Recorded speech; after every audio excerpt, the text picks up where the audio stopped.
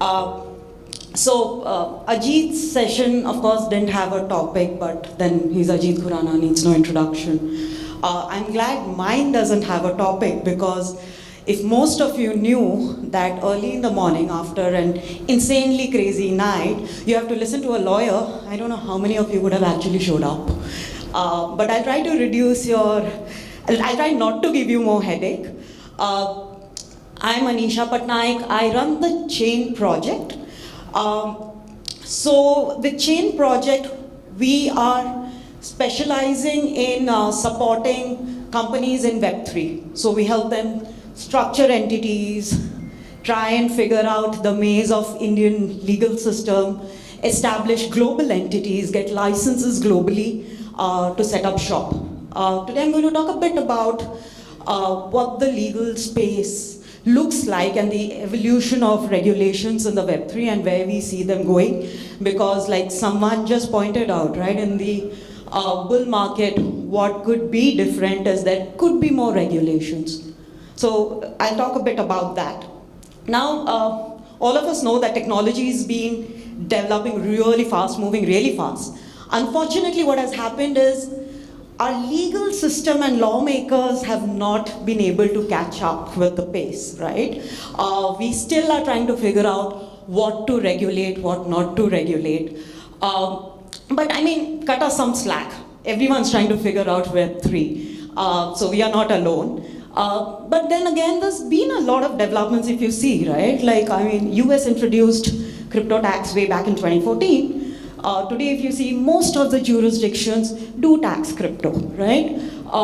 In 2013, the first time recommendations were made that anti-money laundering legislations should cover crypto, right? And today, if you look at it, again, almost every jurisdiction is finicky about KYC, AML, all of that, and everyone recognizes virtual assets within the AML guidelines, right? So things are evolving. And if you look at India, right, of course, again, because everyone's trying to figure out the whole Web3 maze, there has been a bit of, confused messaging as well, right? At one point of time, we said, oh, crypto completely banned. Then one of the other authorities said, hey, wait a minute, you can't ban crypto. And then just a couple of weeks back, the Supreme Court is like, why don't we have legislations? So while we are trying to figure out, is crypto okay or not okay, our minister, Mr. Rajiv Chandrasekhar, went on record to say, hey, we are not against crypto, right? We want to encourage companies in crypto in India. It's just that don't use INR, right?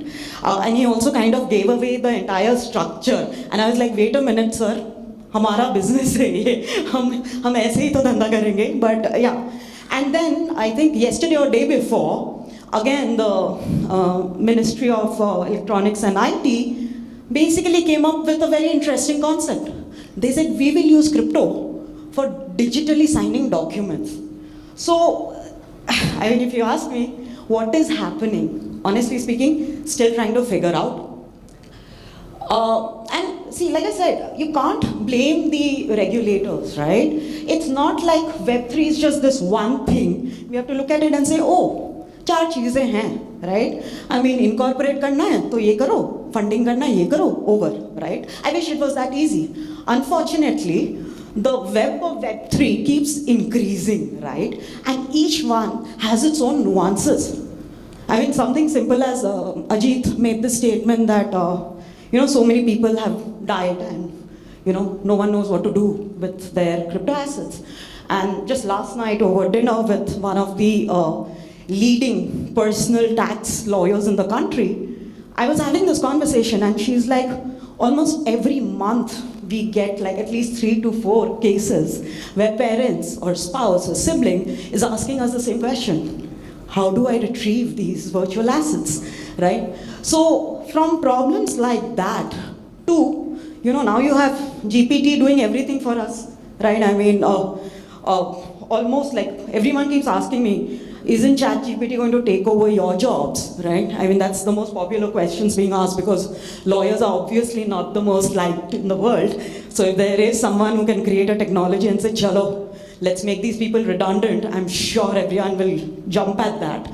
But what I tell them is, you can't replace Anisha's intelligence with AI. But having said that, the issues, right, that come with AI. Who will own the product? Okay? And the basis of everything is the fact that all our laws have always considered a tangible thing on the other side. The counterparty has always been a human being, a product. With decentralized universe, who do you blame?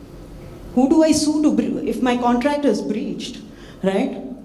Who can I say ChatGPT is the author of the patent, right?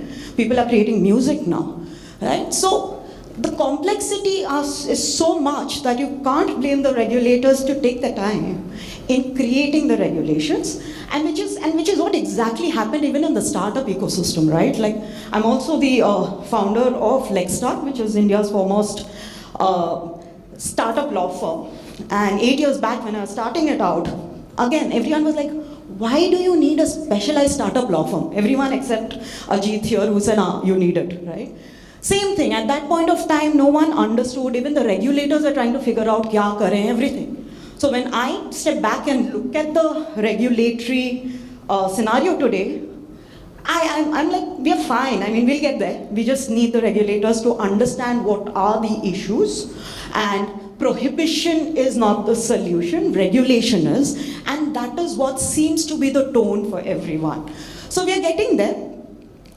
Now I'll just dwell a bit on what is it that we are seeing today, right? Because we work day in, day out with people within India and outside India wanting to set up businesses in the Web3 space. And when you look at it, the first question we are asked is, do we need an entity, right? And I'm sure most of you, if not all, have already watched MI7 now, right? There was the entity, and even that entity was hiring people, was paying people, and running a full-fledged organization, right? So you could create tokenization outside, but come on, you need to hire developers, you need to pay them money, you need to convert all of that into fiat currency. For all of it, you need an entity. So a legal wrapper, a legal base becomes very important, and that is what we are seeing these days, right? Because regulations are only getting stricter. Like I keep saying, KYC has become important. So you cannot not afford to have an entity, right? So that is one thing that's become prevalent in the Web3 business. Everyone is looking at setting up a LLC, LLP, but an entity. And the most popular structure seems to be this, where you find a jurisdiction where you can create that entity which will deal with the fiat, which will hire the people, which will pay them. But you also have a separate token entity, right? And if you're looking at fundraising through equity and the conventional equity, then you also need to choose a jurisdiction that accepts and makes it easy, right? I mean, I don't know how many of you have fundraised in India. It can get difficult, but then there are other jurisdictions as well where it gets difficult. The other consideration when you're looking at setting up is also to choose a jurisdiction that would allow you to open a bank account, okay? Again, I don't know again how many of you would have incorporated in India, and if you thought opening a bank account in India was a nightmare, try doing it outside of India. It's equally bad.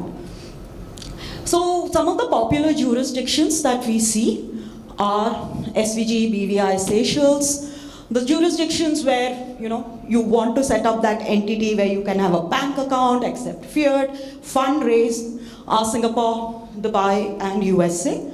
Singapore and USA more popular. UAE, of course, has been very, very encouraging and welcoming. But if you're also looking at fundraising through conventional equity, sometimes it may not be that easy. I mean, Again, everything is subjective, so the paperwork could be equivalent to the paperwork in India when it comes to adding shareholders, which is why Singapore becomes a popular entity for the fundraising entity in case of these structures. Now, so first thing is when you're looking at setting up an entity, you look at a jurisdiction where licensing is required, and nowadays basic licensing is required everywhere. Most basic, right? If you just want to do trading, you will need a trading license, right? You may not get a bank account because you have a trading license in certain jurisdictions, because of which you will have to have another entity, right? But that is where structuring becomes important. We typically see the structure to be SVG, UAE, Singapore. Right, that's like the usual suspects, but then one size doesn't fit all because none of your businesses are the same, right? So please don't blindly go with these structures, because I keep like that. So many times people will come and ask me, oh, but that fellow set up in Singapore, why are you saying I can't set up? That fellow, everybody is going to UAE, why are you saying UAE is not okay? Why should I go elsewhere? Use cases are different, so take proper advice. Don't just blindly go and set up in one jurisdiction because you're getting additional visas and additional considerations, right? Evaluate jurisdictions. Also, just setting up the entity, carrying out business is not enough. You need to look into documents. KYC guidelines become important, your terms and conditions become important. If you are more than one founder, I always advise have a co-founders agreement, please. How much ever you think the relationship is great, lot of trust, lot of friendship, when things go down, if you don't have a document, it's going to come to haunt you later. So very important. Non-disclosure agreements, employment agreements, and of course, the most important, intellectual property agreements, right? Agreements with your developer, with your intern, with your co-founder, with everybody who works with you. You need to have watertight contracts ensuring all the IP belongs to you, right? One thing a lot of people do is if they outsource their developing project, they don't actually look at the developer's contract closely. I mean, you only look at the numbers. Paise kab dene hain, right? That is what you negotiate the most. IP आपके पास कब आ रहा है? When no one checks that, and we have had enough and more instances where you default in paying, or you don't pay because you said this was not what I asked for, or anything of that sort. Any dispute happens, the developer is not giving you the IP. Because he would have sneaked in the contract a language saying that it's his, right? So these things become very important. Same thing with co-founders agreement, right? If you don't kind of have this discussion right from day one saying, hey, we'll give this 2 years, right? 2 साल तो locked in होता है, we'll only work on this. But if you haven't put it in writing as to what happens if one of you walks away, because what does lock-in mean? You're not going to tie each other to a chair and say, 2 साल यहीं बैठना है, right? Entrepreneurs हैं, थोड़ा तो, one fine day one can get up and go and say, बस हो गया, I won't work anymore. What are you going to do? If you don't have documentation, you're going to lose a chunk of your shares or tokens, right? And in fact, in the last 2-3 years, we have seen a lot of that happen. We've seen a lot of co-founder splits happen, and the co-founder who decides to split actually walks away with a huge chunk. So I had co-founders staying back saying, I feel really bad that, I'm the one who's going to slog it out. This guy was there only for a year and he's made more money than I would in the next couple of years maybe, right? So it's very important, be it your partner, be it your investor, all of them should have adequate agreements. Now, just to delve a bit on the Indian regulations, when you are looking at a Web3 business, most important, of course, I've touched on most of them, but I want to speak a little bit about LRS. LRS, like most of you might know, is the liberalized remittance scheme by the Reserve Bank of India. So, when you as a resident Indian want to transfer money outside, you use the LRS route. So this becomes important because, and I can say this on record because Mr. Rajiv Chandrasekhar has said this on record, that India is not against crypto. India is not stopping Indians from investing in crypto. But if you want to do, don't touch the Indian currency, right? Use the LRS method. And that's where of late, in fact, in the last 3 months alone at the Chain project, I think we've done like some 10, 12 transactions, just re-domiciling, restructuring, because what we have seen as a trend is most Indian entrepreneurs in the Web3, because the first step, like any other entrepreneur, the first step is proof of concept, right? You got to prove the concept before you do any of these fancy structuring and spend money on lawyers, right? So most of them set up shop in India. They'll fundraise also in India, right? And once they are quite comfortable, something is happening, now they suddenly want to go outside of India.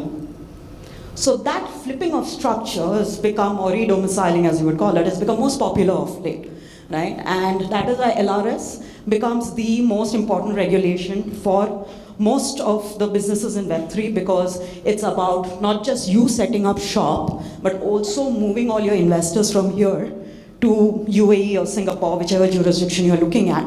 And if your investors are VC funds, it gets even more exciting because they have certain restrictions on investing outside of India. So all those complexities do come in. Data privacy, of course, has kind of picked up speed in the last 1 week or so, even more. But that continues to be important. We have regulations on taxation now. We have regulations on advertising of NFTs and AML KYC guidelines as well, I spoke about. So when it comes to doing business in India in Web3, this is what you need to look at today. And it's changing quite dynamically, so don't hold me for it if there's something missing. After a week you find something missing. But yeah, this is what it is. I will just pause because we have only 3 minutes. If you have questions, do ask. If you want the Web3 legal cheat sheet, do scan the QR code, leave us your email ID and we'll mail them to you. Happy to take any questions, thoughts, comments, anything.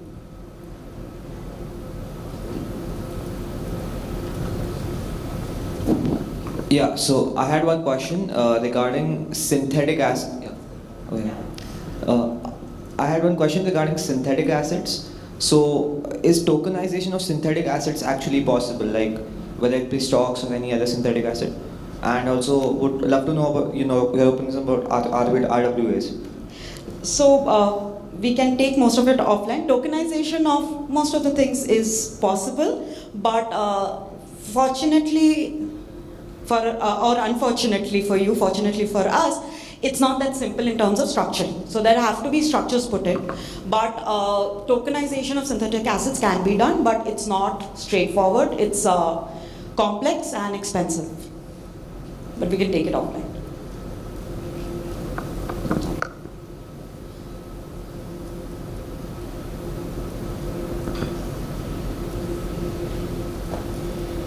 Okay, if there are no other questions, thank you so much for being such a patient audience. Thank you so much.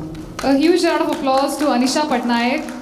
Thank you so much, ma'am, for gracing us with your expertise and insights on the legal aspects of Web3.